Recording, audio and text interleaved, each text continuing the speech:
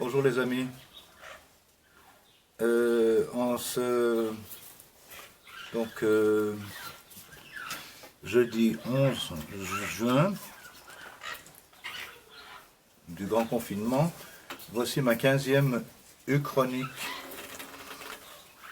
Et je vais vous parler aujourd'hui de l'aventure de vivre de Nadia Janet. Le plus simple, c'est que je vous lise la 4e de couverture pour commencer, pour situer l'auteur et le livre. Nadia Janet est née le 7 septembre 1929 à Sétif, en Algérie. Elle est arrivée en France en 1947. Elle a été professeure de lettres et vit aujourd'hui à Mélan, dans la banlieue de Grenoble. Quant au pitch du livre, comme on dit aujourd'hui, l'aventure de vivre est un recueil de textes à l'assemblage duquel Nadia Janet a travaillé depuis une trentaine d'années, dès que la fin de sa vie professionnelle lui a offert un peu plus de liberté qu'elle n'en avait eu jusqu'alors. Il s'agit de récits autobiographiques et de lettres aux vivants comme aux morts, et de l'ordonnancement d'une existence vécue dans l'opacité, voire l'aveuglement du quotidien. Ses enfants l'ont convaincu de le laisser paraître avant de franchir le cap symbolique de son 90e anniversaire. En effet, ce livre est paru le 7 septembre 2018. Il s'agit d'une édition non vénale à 300 exemplaires et qui est épuisée. Donc, si ça vous dit, attendez la réimpression qui devrait paraître l'an prochain ou l'année suivante. La réédition. Le plus simple pour vous donner envie de le lire, c'est à mon avis de vous lire l'avant-propos. C'est un livre très épais et très original aussi parce qu'il est plein de photos et avec des pages de couleurs différentes. Donc il peut être lu même par les gens qui ne savent pas lire grâce aux photos, et il peut être lu dans un sens ou dans l'autre.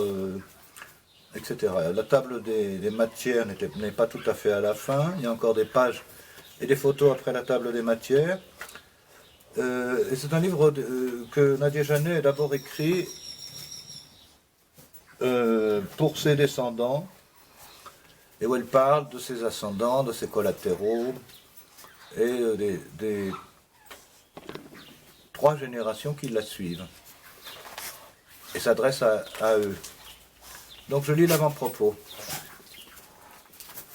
La plupart des textes que vous trouverez rassemblés dans ce recueil n'ont pas été écrits récemment ni vraiment à votre intention, mais plutôt depuis une vingtaine d'années, au hasard de l'inspiration, c'est-à-dire de ce besoin d'élucider, si possible après coup, les événements qui ont jalonné ma propre vie, de me réapproprier cette vie, de lui rendre son sens et sa richesse, en dépit de beaucoup de souffrances. Ces textes ont, pour la majorité d'entre eux, pris tout naturellement la forme épistolaire et s'adressent aux vivants comme aux morts.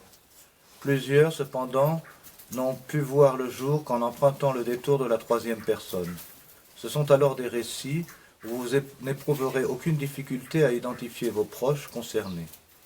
Lettres ou récits sont datés et comportent l'indication du lieu où j'habitais à l'époque de leur mise en forme. Mais ces dates n'ont rien à voir avec la chronologie des faits évoqués.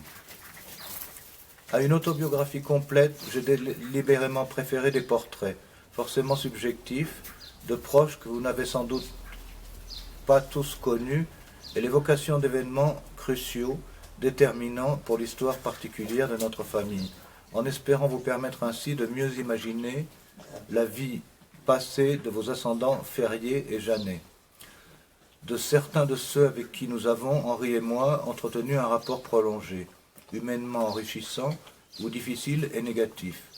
Vous sentirez aussi à travers ces textes, je suppose, à quel point l'amitié a pu jouer un rôle déterminant dans notre sauvegarde au fil du temps.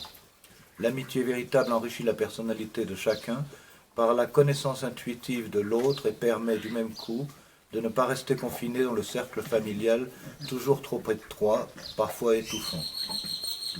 Dans ce recueil-ci, je me limiterai volontairement au couple parental d'Henri et Nadia, à leurs parents respectifs, frères et sœurs, à leurs 2 fils Frédéric et Denis, orphelins précoces, parce que cela vous concerne directement.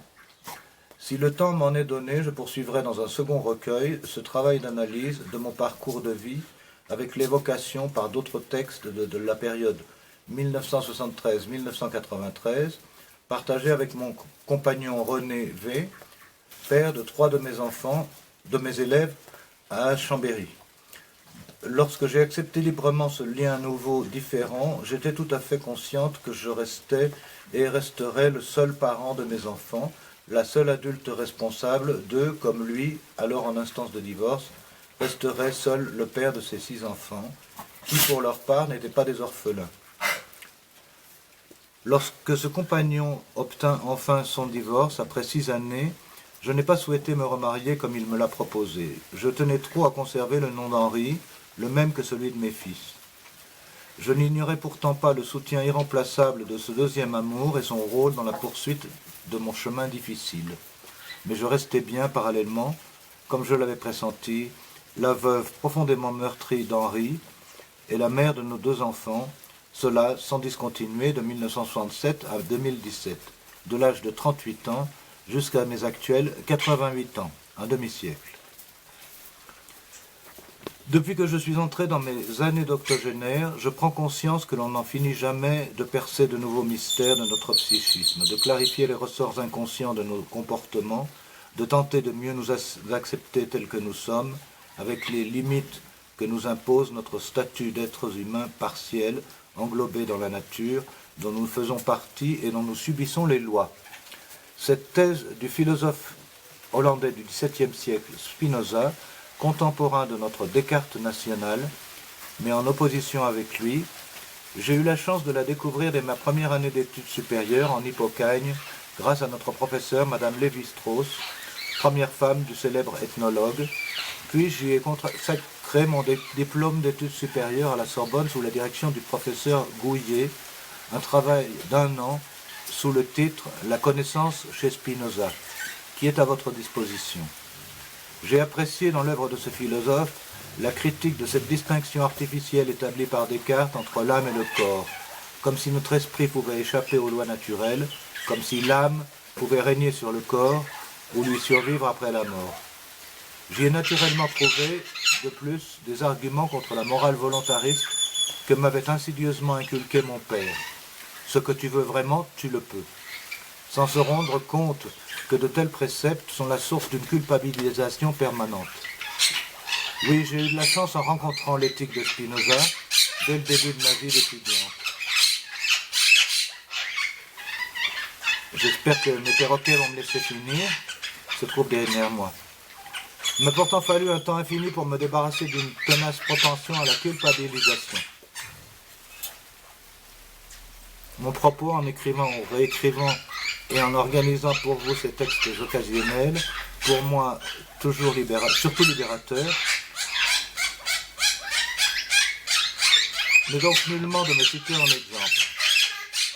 Je ne me sens en aucune façon exemplaire. Ce n'est pas non plus l'envie de faire acte d'écrivain. Je me sais dépourvu des compétences requises pour cela.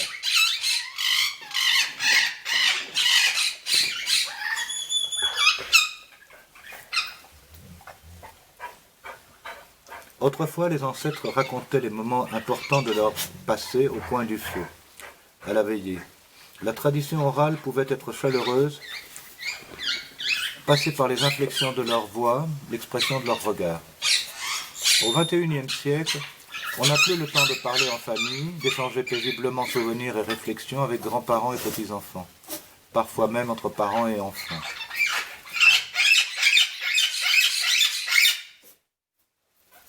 Autrefois, on parlait aussi sur fond silence. On pouvait s'écouter, vraiment.